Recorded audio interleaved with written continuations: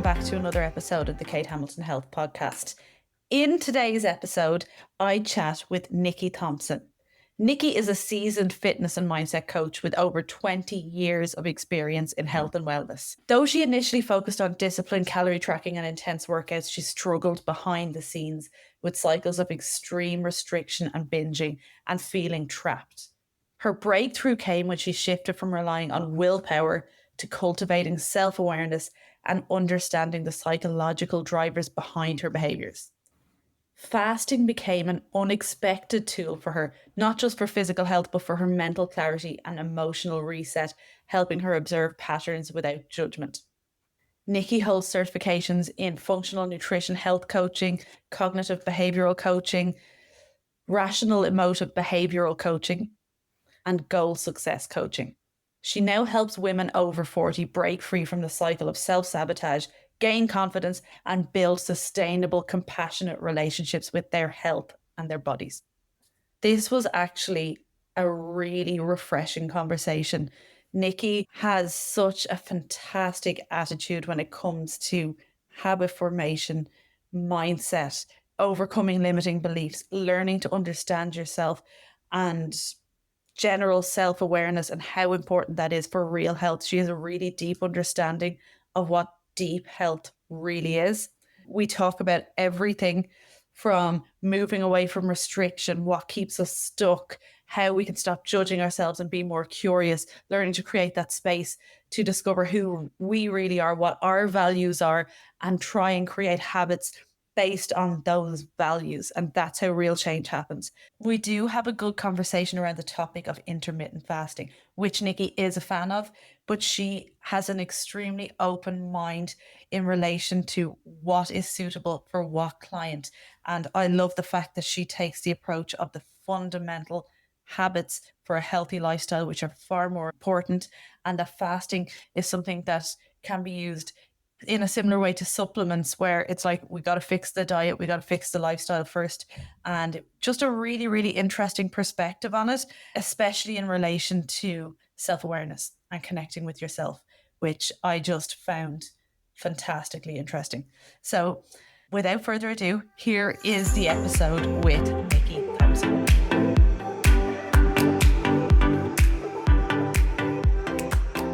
Hey, Nikki, welcome to the podcast. Thank you. It's a pleasure to be here. I am so excited to chat. I'm so excited to learn a bit about you, about your story, and I suppose everything that you now teach others to be healthier, to be happier. So would you like to share a little bit, I suppose, to start out about you and about your story? Sure. Oh my goodness. So I feel like I've lived about 10 different lives, but I'll just stick to the health and fitness part of the story. So it's been like over 20 years now, maybe even going on 25 years that I've been in the health fitness industry in some capacity. I feel like I've had every role, but when I first started out, I was just working at a gym, front desk, because I was passionate about being at a gym, left a secure job with the government as a contracts advisor. People thought I was crazy and just wanted to be immersed in the fitness world. From there, it was actually my boyfriend at the time that got me into it, and I just wanted to be fully immersed. And from there, I got my personal training certification, group training certification, but I was really in the gym. And especially 20 years ago, I feel like that environment was, not gonna lie, a little bit toxic. I didn't even fully realize it at the time. It took a while, but we were always promoting these like quick fixes and drop 30 pounds and, in 6 weeks, and putting people on practically starvation diets, I would say, looking back on it. And they're in boot camps and, they would see great results by using pure willpower to get through these like very intense bouts of challenges or whatnot. And then the challenge would end. They would go home and go back to whatever their habits were in the past, maybe even, usually it would be for weight loss. So they gain back the weight, sometimes even more. And guess what? We had a customer right back in our next challenge. It was just like this cycle where we were just, putting people through these intense workouts and eating plans. And I was like living that myself. And as a coach and trainer, I'm not going to lie, I would be out in front of the world, just like being inspirational and encouraging, and you can do it. And behind the scenes, I had my own battles with emotional eating. And it was literally, I was living the same life that my clients coming to the gym, going through these challenges were going through. The only difference is that I had the appearance of looking healthy, looking in shape, but really, I was facing those same battles, whenever I would feel stressed or out of control in some way. I would go home and I could easily eat an entire bag of cookies and kind of go through that spiral of shame and feeling bad about myself. And so then I would like go hard on stricter dieting and more working out and telling my clients to almost do the same thing until I was just burnt out. And I was seeing that clients coming through the gym weren't having long term success. I was not having long term success with my own eating habits. The only difference is I had that look of being in shape to kind of hide behind in the real world. And that's when I started to become more interested in how to maintain healthy habits. Like, what is real health? Because I was kind of fed up and I'm like, it ain't this. So that's when I started like digging deeper into what could help me improve my eating habits, stick to it. And I got into mindset, goal success, a little bit of cognitive behavioral coaching. I got certified in functional nutrition and just started applying everything that I was learning and started to finally see the results. And I, at one point, decided to get out of that part of the fitness industry and more into health coaching, because what I found out in my journey in self education was that my issue was not really food. It was deeper than that. And I finally realized that I had to get to the root cause. And if I skip forward a little bit in that journey, I started dabbling in fasting to support the health journey that I was already on.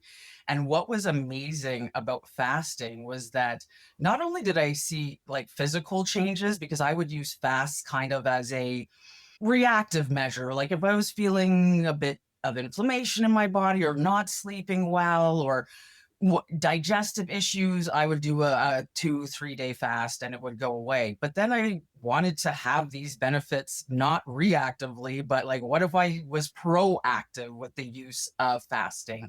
And that's when I started with intermittent fasting. So it was fasting a little bit, little part of each day. And I feel like it changed my life. I know it sounds so corny, so cheesy, but it really did. And it was because I not only received the physical benefits of fasting, but whenever I would take food off the table, literally and figuratively, I realized I had this space, this pause, this moment to really analyze the emotions and cravings that would come up. And because I couldn't just immediately and impulsively go for food, I had the chance to really find out what these root causes that would make me want to impulsively eat were. So I really loved the space, the ability to go inward, the ability to have that self awareness that wasn't really there when I would just automatically reach for food whenever things got uncomfortable in life or I felt resistance towards something. So yeah, that was a little bit long, but that's the short version of my story of how I got to being a health and fasting coach. This is so interesting. I've literally, I don't know, you can probably see me here. I'm like scribbling notes. I'm like, because as I'm like all these different stages of your journey, I'm like, right, okay, we need to talk about this, this, this. So I have a list here. Okay. So like I do want to spend a good bit of time talking about fasting. I'm a skeptic when it comes to fasting, particularly in relation to fat loss. Love that. But I'm really excited to talk a little bit, to dig a little bit deeper on that and to learn a little bit more from you in relation to that. And some of the things you've said have really kind of like struck a chord with me there. So I want to come back to that. But let's take it back a little bit first. And let's talk a little bit about that gym environment, because 20 years ago, like everyone's into the gym now, not everyone, but every second person is into the gym these days. I have a 15-year-old son, him and his friends are all starting to go to the gym. It's it's a thing. Like it's cool to go to the gym. 20 years ago, not everyone was going to the gym. So like you definitely have a head start on that mindset, on that journey, on what a lot of people are just exposing themselves to now. And I think that although the industry has gotten better, there's still a lot of toxicity within the fitness industry, and it has been magnified by social media. I'm always talking about this in the podcast. I'm like, just because someone looks a certain way doesn't mean they're healthy. And in fact, these people we're looking at with their rock hard abs and, these perfect bodies, most of them have achieved these by doing unhealthy extremes. You are so right. And sometimes the people we are admiring on social media, on Instagram, like you said, they look amazing, the abs, the everything. And being in the industry and around a lot of people like this, they're some of the most insecure people I've met. They're going through a lot of their own issues. And it's also because people kind of look to you for inspiration and they see you as, someone they look up to. It can play with your mind as a fitness coach, where now you want to maintain this look no matter what. You're always comparing yourself to someone else. Like there's always that fitness or health coach that's doing better than you or looking better than you. And how can I achieve that? And honestly, that was a lot of my own issues back then when I was in really like deep into personal training, and part of that gym environment was comparisonitis and wanting to live up to a certain ideal, and you just start, and it's impossible. For me, it was not sustainable. It felt impossible, and it kind of like leads you to not feeling good enough all the time. And that's where a lot of behind the scenes, like, rah, eat a whole bag of chips tonight, I didn't feel great about myself today, and then the next day, oh, what did I do? And let me like, go twice as hard at the cardio. It was just like a very extreme cycle. And I do see a lot of fitness influencers or trainers still kind of struggling with that. And I feel like social media has just exacerbated it. And I feel like we really have to be careful, like you said, because a lot of young people are getting into the gym earlier and earlier now, and they're seeing this. And I feel like they're already getting those messages that do anything to achieve this look. So it just wasn't even anything about health. It's Yeah. becoming not about health and more about aesthetic by Yeah. any means possible. And that's what I wanted to get away from, which I did. Yeah, exactly. And it's the normalization of bodybuilding these days as well, that every second person in the gym then is like, oh, I'm going to do a bodybuilding show, or they start out with a photo shoot and suddenly it's a bodybuilding show. And that's not health. It's not health. And a lot of sport, is extreme. And when you're competing at that level in any sport, it can be unhealthy. But yeah, we need to get this message out that there's a huge difference between health and perceived health. And for our young people, and as well, if we even just look at female health, and I work with a lot of women to, help them lose weight, get healthy, get to a healthy body weight, and build those sustainable healthy habits for life. I think we need to normalize what a healthy female body actually looks like. Exactly. And it's like all shapes and sizes, and it's not just ripped and it's not just skinny. I feel like we've really taken we have a very limited idea of what a healthy person should look like. And I would love to change that. And as a woman who is 45 and usually working with women who are my age and maybe a little bit older, we really need to set some realistic expectations, because it just breaks my heart when clients come to me and they feel like they're failing at something. They're failing at achieving what in the end is sometimes not even real health. They're chasing an image. Or so when we're able to shift the mindset around what health really is, and starting to create values as a healthy person, and realizing that it's just in small everyday actions, rather than hitting that gym hard to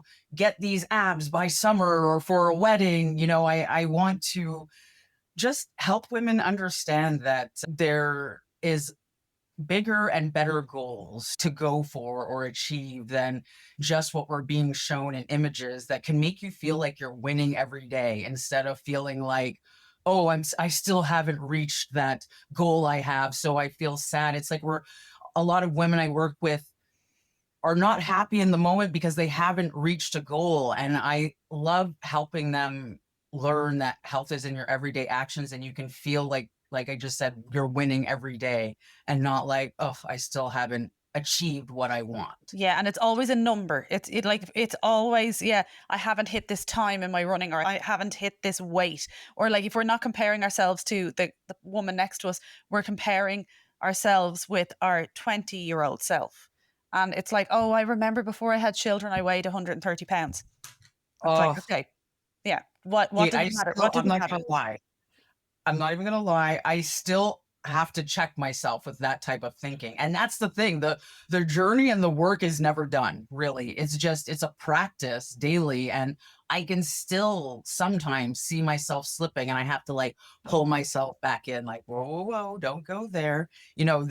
That oh me when I was 20, and like you said, doing all these things, like you're not going back to what you were before. This is something new, and that's what I have to remember. It's And never about better. going back. And it's It's about always better. something new and better. Yeah. Exactly. Like I would not swap the life that I had at 20 years old with the life that I have now at 39 years old. Like I just, and so if you wouldn't actually swap the life circumstances, obviously the body's going to be different. The body has has been through 20 years more of life, whatever that means for the person. And I think it's really important to honor our strength that we've been through for whatever we've been through, and honor our experiences and our yeah, our experience and our expertise that we now can bring to our health. So what I'd love to get into now is how you moved away from this, when you say moving away from this restriction, because I know there'll be women listening who are like, oh my god, this is me, I can't even go out for dinner without stressing out, like that I'm feeling super restrictive, I've achieved the body of my dreams, and but I can't keep it and I'm so unhappy.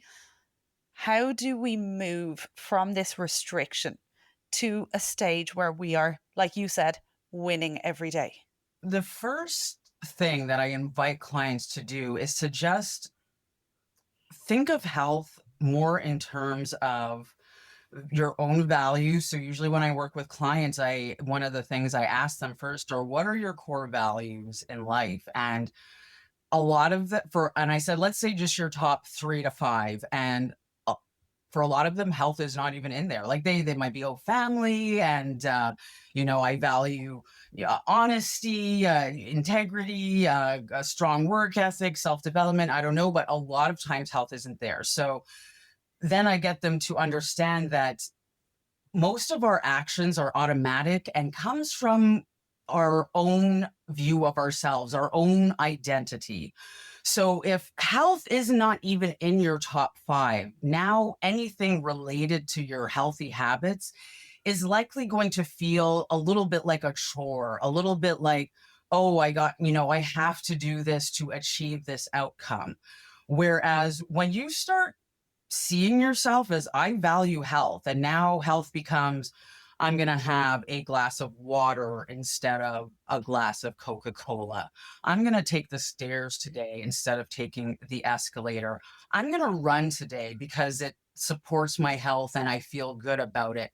Now it's like every day, every little thing you do that supports these values feels fulfilling on a deeper level. It's because it's coming from an intrinsic place versus always looking at health from an external lens of I'm doing this to achieve this. And it just doesn't feel as good internally. It feels a little bit more like work. So the first thing I do is get them to, if you're really serious about this, to start seeing health as part of your identity, as part of your values. And then little actions throughout the day can make you feel like, hey, I lived a fulfilling life. I done things to support what I truly believe and value. And I feel like when you live like that day to day, the results start to come automatically. You're no longer focusing on the end game. You're now just focusing on the process and what you're doing for you every day. The next thing I want them to kind of reframe in mindset is to stop seeing this lifestyle as restrictive, because now you're in opposition with yourself on a daily basis where I think this is restrictive. I think it's almost feeling a bit punishing in a sense if you feel that it's restrictive, but I do it to achieve this certain thing. They're in opposition. The desire that you're looking for, the outcome that you're looking for, does not really match this day-to-day life of, oh, this is restrictive. It will not be sustainable in the long term. It's when your thoughts, words, and actions are all in alignment that things start to feel almost magical, almost easy, effortless. I can do this, and you're not stressing about it. You're just living your life and doing what you need to do as a healthy person. That is part of your values. Instead of looking at it as restrictive, look at it as healing. Just that little switch makes things feel a lot less heavy, a lot less resistance, doing what right action to achieve whatever it is you want to achieve, whether that's weight loss or it could just be feeling good in your own skin. When you start seeing the actions you take as healing, as self-care, as supportive instead of restrictive and I got to do this, that little shift just makes things so much easier. And then the third shift I would say to make is just loosen the grip a little bit. Life is about experiences. So, I say 80-20. Even if it's, 75, 25, I don't know, is still really good. You need to live light. Don't stress every time you're going out to dinner with your friends. What I say is go out to dinner with your friends and enjoy that meal. Love it, savor it. This is part of life and it is still part of health because that's mental health. How are we enjoying life if, oh, I can't do this and I can't eat that and I can't enjoy this because I'm trying to lose this 20 pounds? Like, the whole thing is just exhausting when you're living in that way. But when it's just about, hey, I'm a healthy person as part of my values.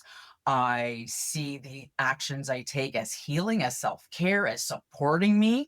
And I also see that life is about living and I can go out and have that cake and really enjoy it. And there's no issue. Just get back to it the next day.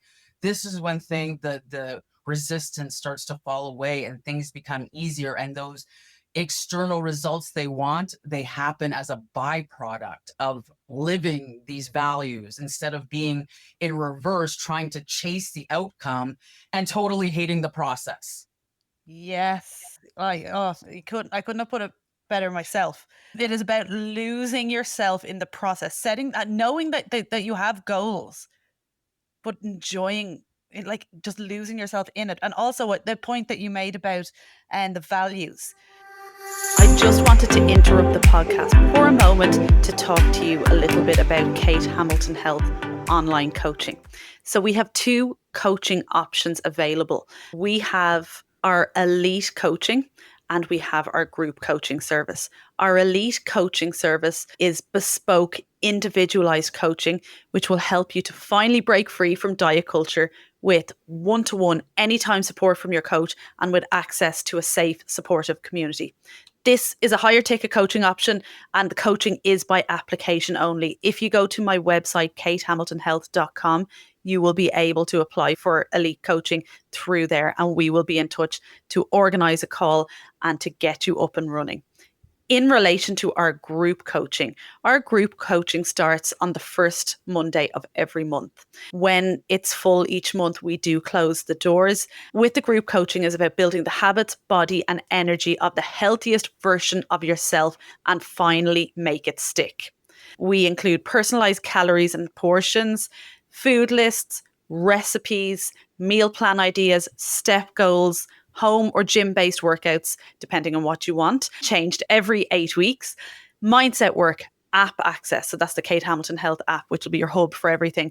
Weekly yoga classes, WhatsApp group community, weekly group Q&A with myself, fun challenges, daily habits form, weekly self check-in, fortnightly check-ins with your coach, a library full of lifestyle guides, a library full of lessons, seminars, and all of this is updated regularly.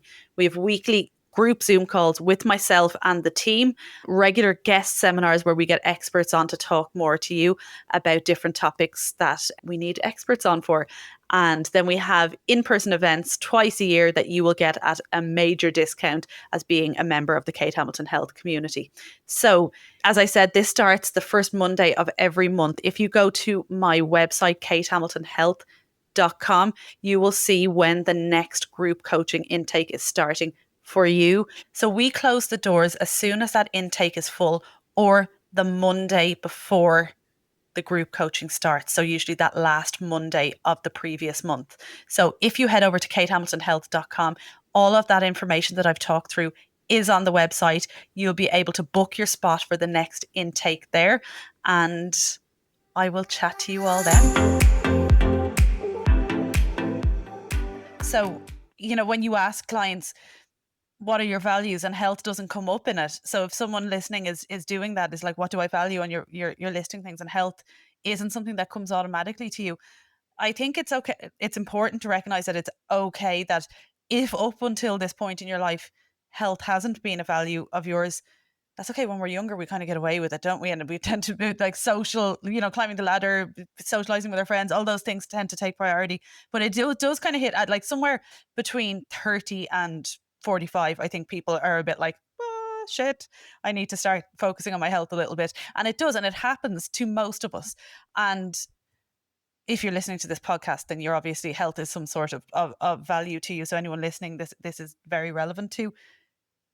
And I think what you made the point there as well, in relation to like those automatic behaviors, the automatic thoughts, and to be able to view yourself as this person with a new value of health, and not having to always fall into the same thought patterns. Like, the thought patterns might come, but you can also be like, I do value my health now. And you don't have to be stuck in the past. You're not defined by who you used to be. Like, we all have a story. Not all of us have come from really perfect backgrounds. I don't doubt anyone listening has come from a perfect background. It doesn't define who we are now. Exactly. Every day is a new day to reinvent yourself. Like this idea that I am who I am because of the past. I meet a lot of clients that felt that way. I even felt that way at one point until I finally realized that every version of you already exists. You literally just have to turn towards that version, and you start with little actions. So if today is your day that I'm going to make health a priority, and don't think you have to overhaul your whole life. You don't. It starts in the small actions, like make it easy and doable, especially at the beginning, and celebrate those small wins. And it might be just, I value health. I'm going to stop binge watching Netflix until 1 a.m. and go to sleep, because sleep is the foundation of all health. I think it's one of the main pillars, even before working out or anything else. Just something like that. I'm going to go to bed at 10:30 instead of midnight. And thank yourself for doing that. And that is a win for you, in that day. It doesn't have to be a million things. You just simply have to find little moments of proof in your day that I'm living as a healthy person. And the more you show yourself that proof, that's where the rewiring in the brain happens, and where the thought patterns can start to change a little bit more naturally. It does take time, it takes practice, but you just have to decide the person you want to be. And what I also find helps is writing a list of, who is this person that I want? Who is this healthy person I want to become? What does she do? What does she eat? How does she act? Does she go for a walk after dinner? Like, create this whole persona on paper, so that then in your everyday life, you kind of have that as an anchor to make decisions quickly. You remember that, yes, this healthy version of me can take a flight of stairs before riding the elevator. So you see, it's not, I have to take the 15 flights of stairs. Maybe this time it's only one. Break those automatic habits that might have been associated with an older version of yourself. Just breaking the pattern with something small every day starts to build that proof. And if you continue with that, you will see, you will naturally want to do more. Now, one flight of stairs turns into two with no fight at all in your head. It might even lead to, I want to go check out that gym or that yoga class. You start to see the change just happen naturally as you do very small actions in your day to confirm this healthy version of you that you're trying to embody. And it doesn't have to happen all at once. Yes. Yeah. No, I couldn't agree more.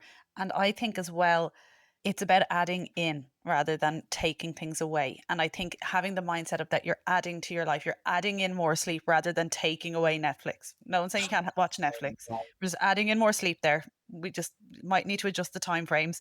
It's we're adding in more vegetables, we're adding in more protein rather than taking away carbohydrates or taking away chocolate or taking away, we're not taking away dinners out with friends. We're adding in I think when you're adding to your life, it kind of happens naturally. And you're so right, like baby steps. Like you won't even notice the difference at first. Like these changes though compound hugely over time. And like we all know, like can you believe it's July? Like where's 2025 gone so far? Time flies. So think about between now, as you're listening to this, and the end of 2025, by just making small little changes, just adding in your daily walk, adding in one trip to the gym a week or one home workout or whatever it is that, and like it doesn't have to be, you don't have to be adding walks, workouts, and protein, vegetables, sleep, the whole lot all in one go. Take it one thing at a time, what feels most manageable.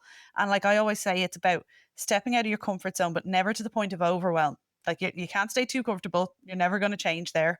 You need to step, but not too, don't jump off the cliff into overwhelm, just one step at a time. That's exactly it. And I love that you brought up thinking of things as adding in, because that is another thing I work on with my clients. Like whenever you feel resistance towards something, always think about what you're gaining. It's instead of what you're losing. We want to shift away from that scarcity, lack, restrictive mindset to that abundant mindset of always what you're gaining. You're gaining more health, you're gaining more sleep, you're gaining more well-being. So I love that you brought that up. It's so important.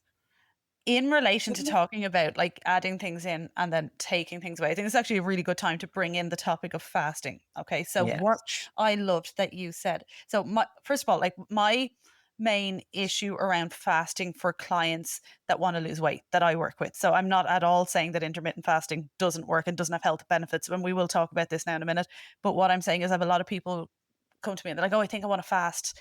And it's because they want a quick fat loss. They want to basically skip breakfast and be able to snack all evening and, have a shorter window to eat all their calories, or, well, that there tends to not be the right intention behind fasting. So I find for most women that I work with, what works well is regular meals with a decent amount of protein, carbs, and healthy fats, plenty of vegetables, keeping full on the regular tends to work well, especially for keeping blood sugar levels stable, cravings at bay, all of that. So this is the approach that I live myself and tend to teach others. However, you made a really, really good point there about fasting, which I would love to dive into a little bit, is that space for reflection. Because one thing that I've noticed for a lot of women, they struggle with binge eating, emotional eating. And it's like, and I know you have experience with this, where we're eating to suppress emotions, whether they are happy emotions, whether they're sad emotions, painful emotions. And the approach that we take within my coaching is that we create that space. So what I have is that, it's like you're creating a gap between the emotion and the action. When you are going for those biscuits, it's like, okay, I need 30 minutes. I need to go for a shower. I need to go for a walk. I need to go empty the hot press, whatever you need to do. You need to go fold clothes, do something, give yourself 30 minutes, and then come back to the situation as you're less emotionally drunk, right? That's the way I kind of look at it.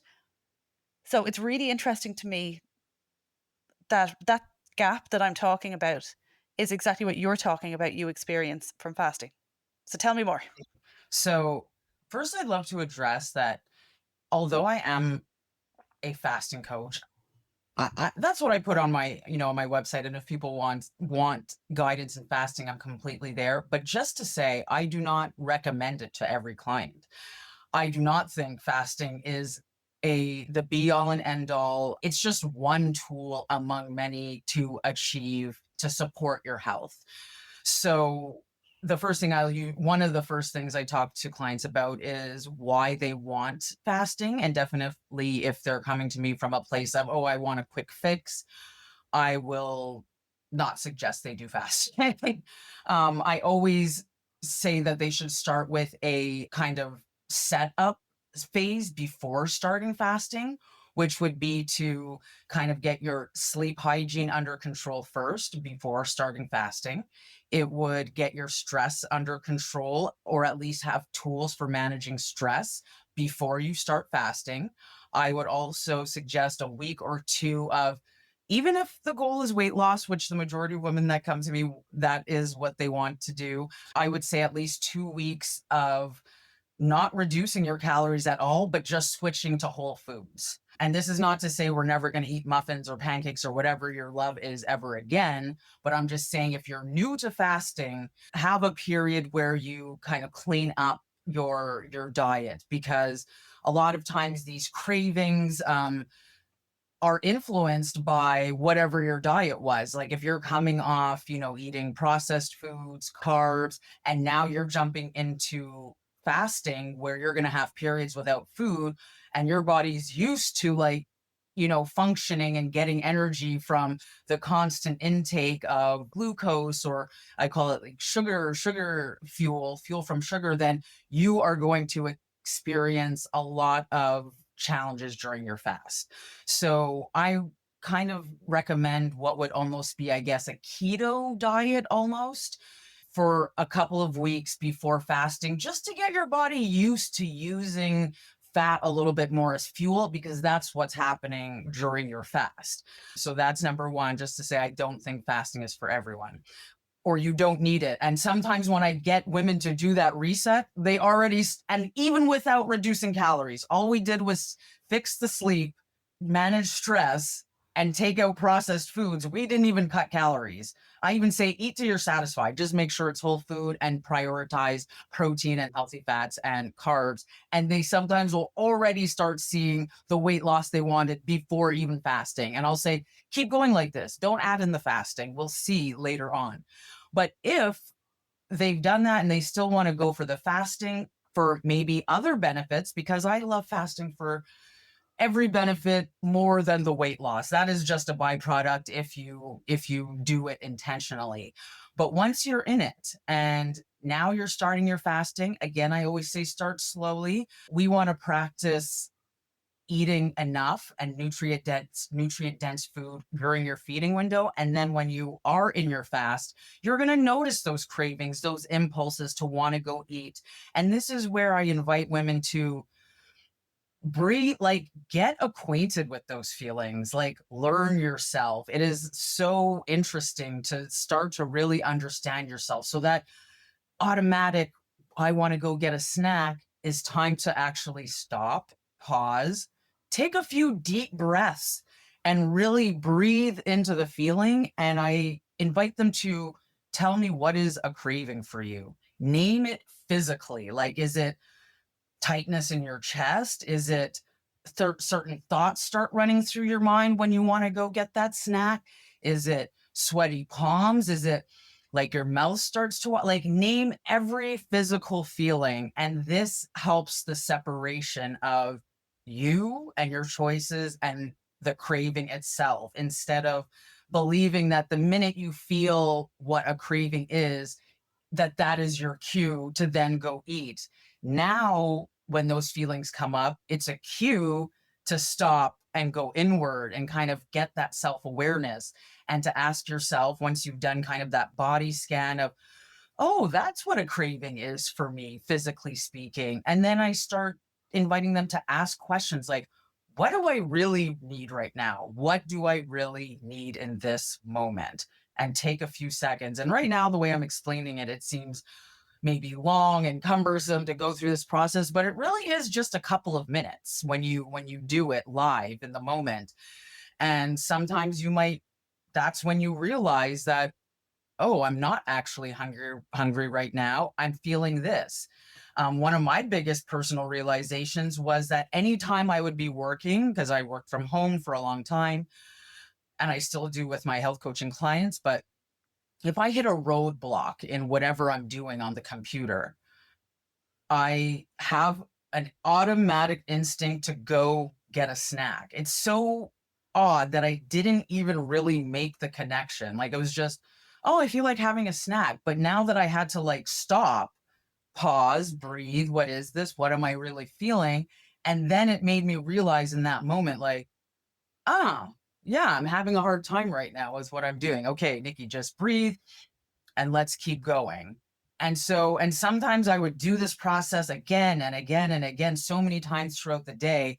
And that's where I really start to see what are my triggers. And when you're very aware of what your triggers are and can take that second of pause between just impulsively going to snack or whatever the case may be, this is where your power lies. This is where the choice lives, is in that pause. And when you know what the trigger is, it makes the ability to make a choice even easier because you know what it is. It's not hunger. It's, oh, I'm stuck on this.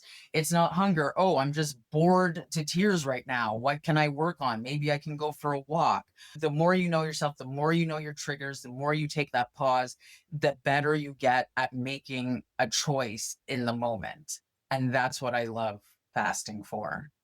And it's life changing when you get to that kind of realization where it's like we are so uncomfortable with getting uncomfortable when it comes to emotions. And like Yeah. we are so distracted nowadays that it's really hard to actually it's really hard to be bored first of all, but even if it's a stronger emotion than boredom, like boredom's quite neutral, like it is boredom's quite negative in a way, but it's quite neutral too. There can be really really tough emotions that come up that we are distracting ourselves with through social media, that we are using food to mask, alcohol, cigarettes, whatever it is that we're using to help us cope.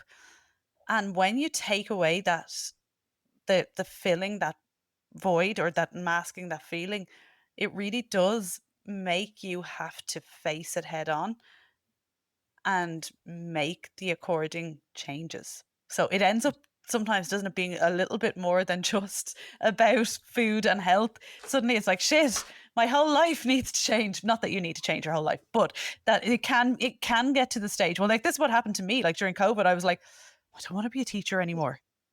And it was the first time I had space to actually think about it. That it's amazing what changes you can make when you actually just face yourself head on.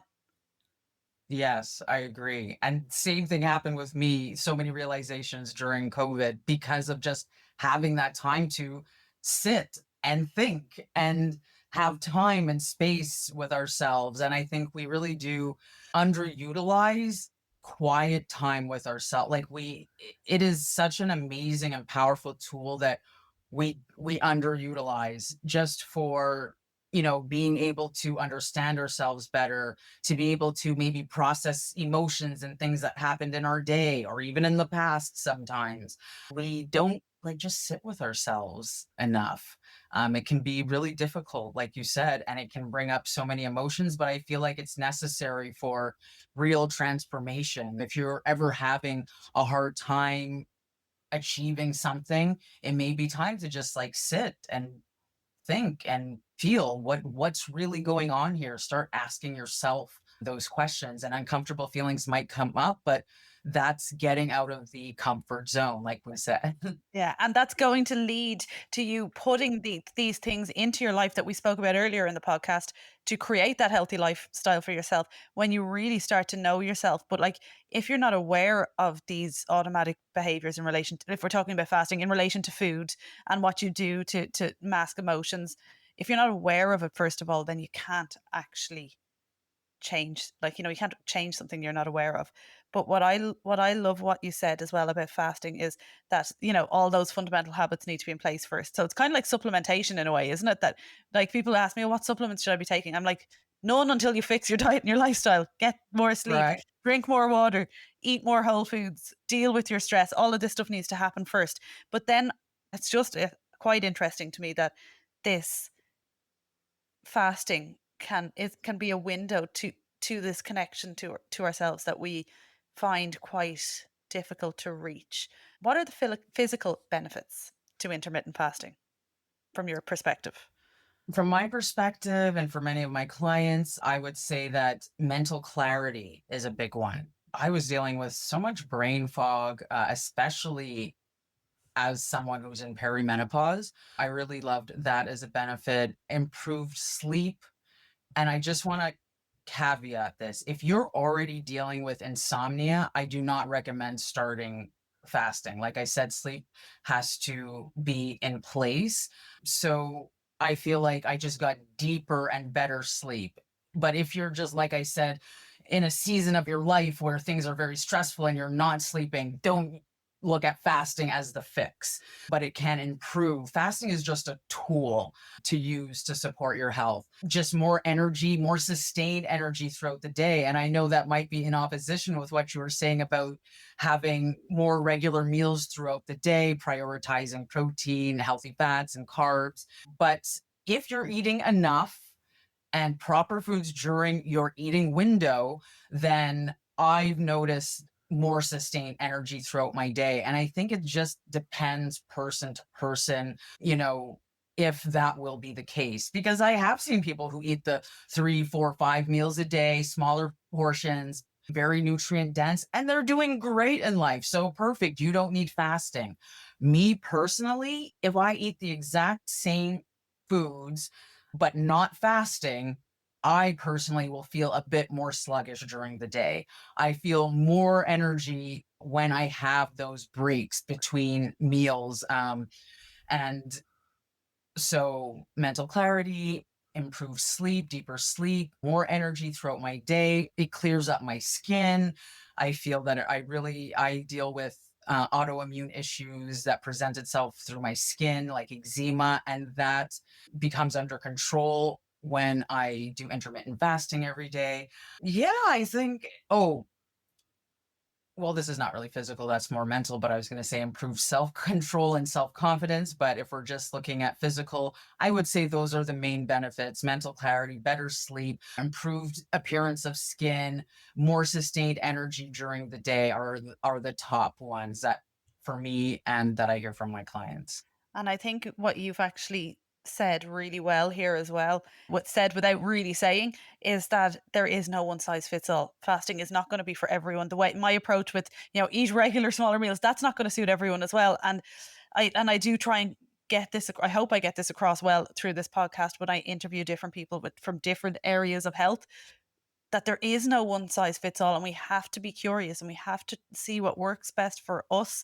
And if someone listening, if what they're doing now isn't working, it's again back to what we were saying earlier in the podcast. Stop trying to force something, because when you get it right and it's right for you, it does. Although yes, oh yeah, things can be difficult and we have to step out of our comfort zone and things can be uncomfortable, but it should also feel effortless and uncomfortable at the same time. That's kind of like a nearly a contradiction, but it's true, isn't it? Like, it's, yes, you're feeling challenged, but you're kind of thrilled by the challenge and you're enjoying it.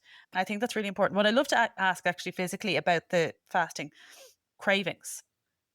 Is this something that, as from someone who's come from a background where there was a lot of restrictive eating going on, and I know you're not restricting by fasting, you are fueling properly, but having a large window where you're not eating and a smaller window where you are, does it trigger cravings?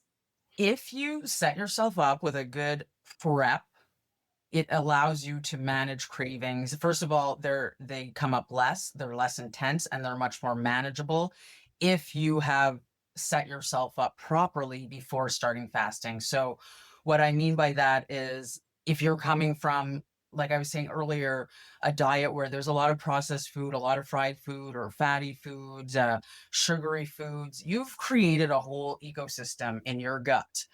So you're now going to have psychological cravings. That's more cravings that are habit. Like maybe you're used to eating a snack at a certain time. You're used to grabbing snacks. Like I was saying, when things, for me personally, things get tough when I'm working, I'll go grab a snack. Like these are more just habitual desires to go eat food.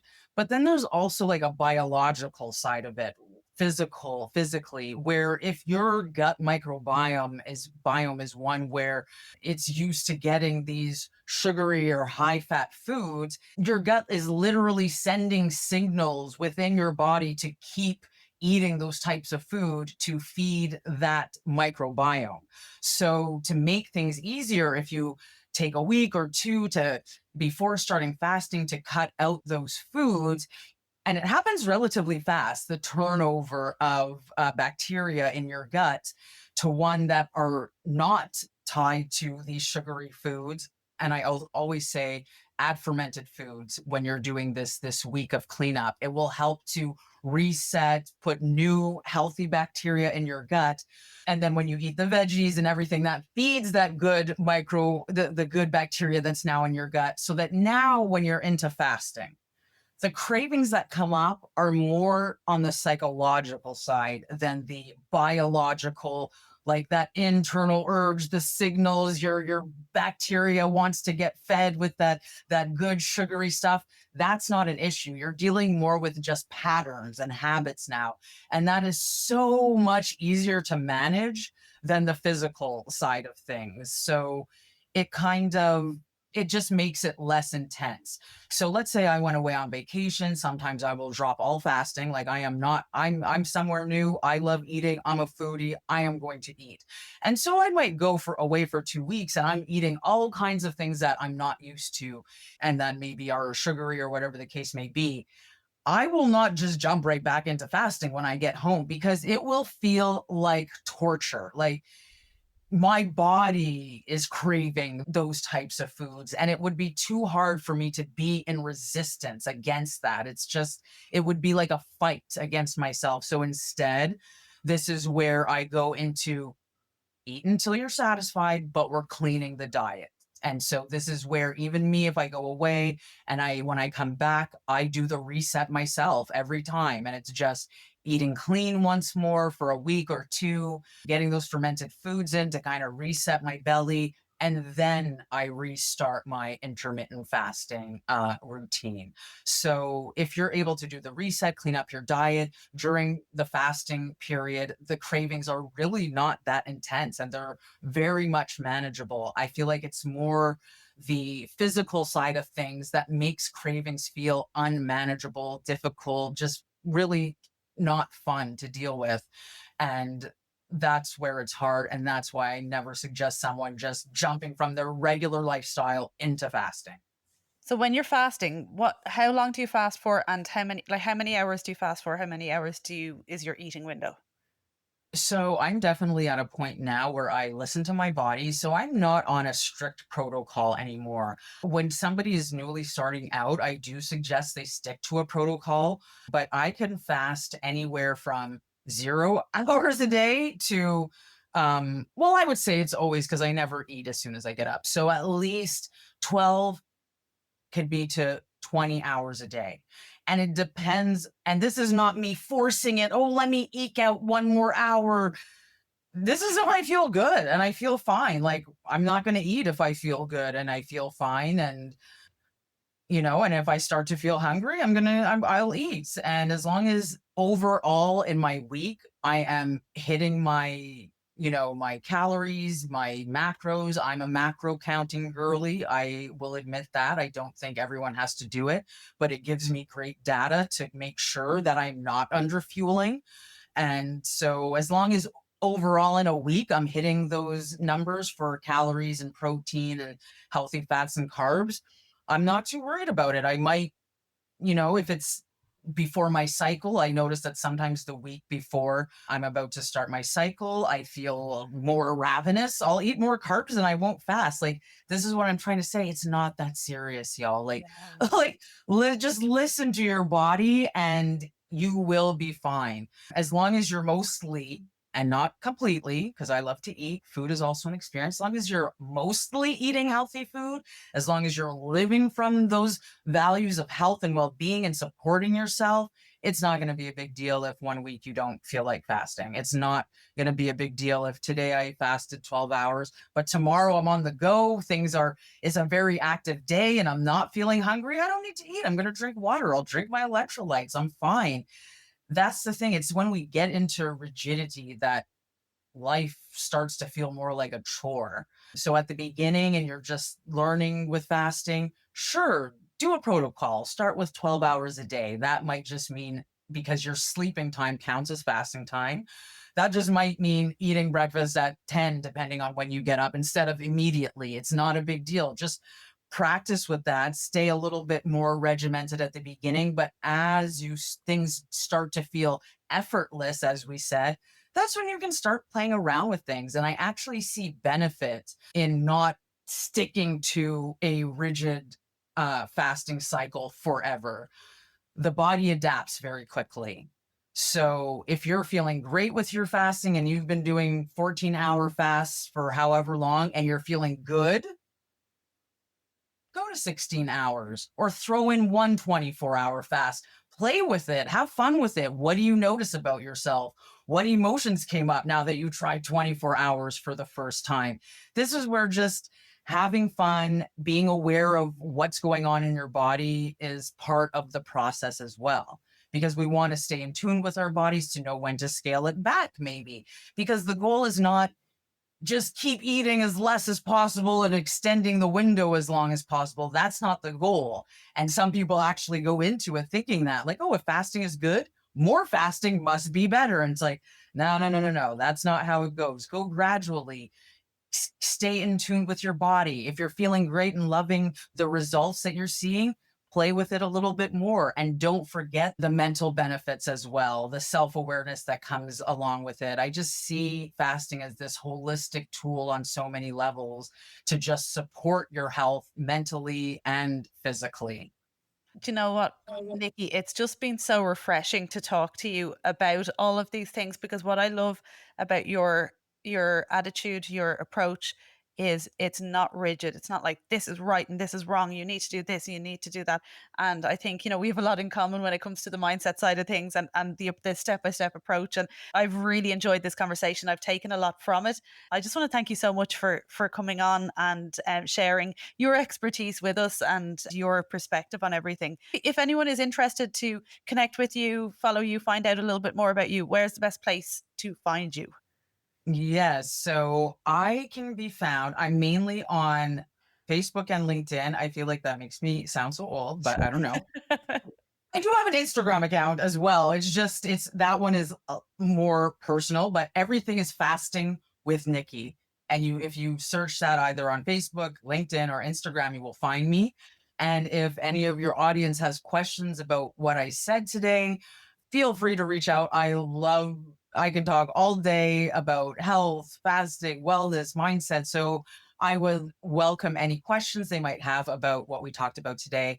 And I also have something that I will share with you that you can share with your audience, which is my 2-week mindset reset guide. For anyone who may be interested in starting fasting, I want them to start the right way. And this guide just gives them step by step, actionable steps to take to get you ready to fast so that it is an enjoyable, adventurous, fun, learn about yourself journey and not some willpower drag where you feel restricted, because I don't want that for anyone who's interested in fasting. I want them to go into it feeling empowered.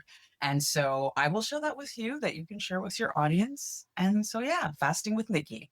Amazing. Thank you so much. We will share that in the show notes and people will be able to click and have a look. And thank you so much. Thank you, Kate. Have a great day. You too.